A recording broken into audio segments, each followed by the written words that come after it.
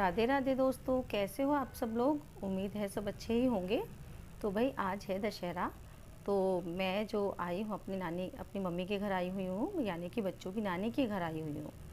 तो भाई दशहरा है और दशहरे की पूजा तो होगी ही। तो भाई हमारे घर में हमारी मम्मी ही पूजा करती है दशहरे की, हमारे पापा नहीं करते हैं।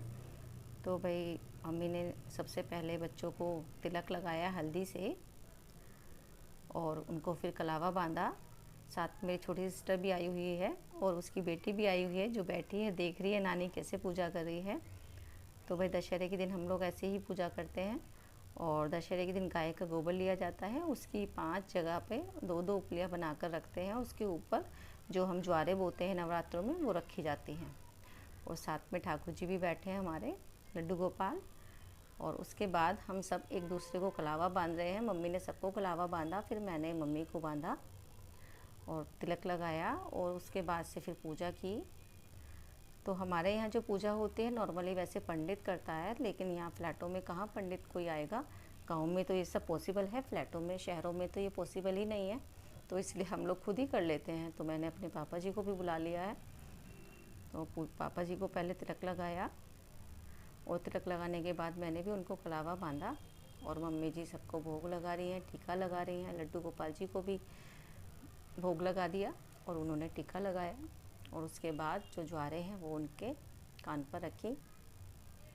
तो फ्रेंड्स, हमारे यहाँ जो होता है ना, जनरली दशहरे के दिन जो लड़कियां हैं वो अपने मायके आती हैं, जैसे राखी के दिन आती हैं, और अपने भाई और अपने पापा चाचा जो भी होते हैं उनके कानों पर ये ज्वारे जो हैं वो रखी जाती हैं, और उनको नेक मिलता है।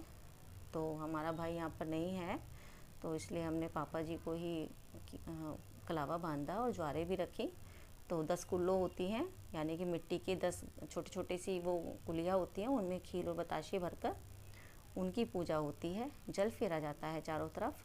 और पूजा करने के बाद जो परिक्रमा होती है, जो रावण की परिक्रमा होती है, ये देखो, रावण की वैसे तो जलाया जाता है रावण को, लेकिन क्योंकि वो ज्ञानी था तो इसलिए उनकी पूजा भी की जाती है।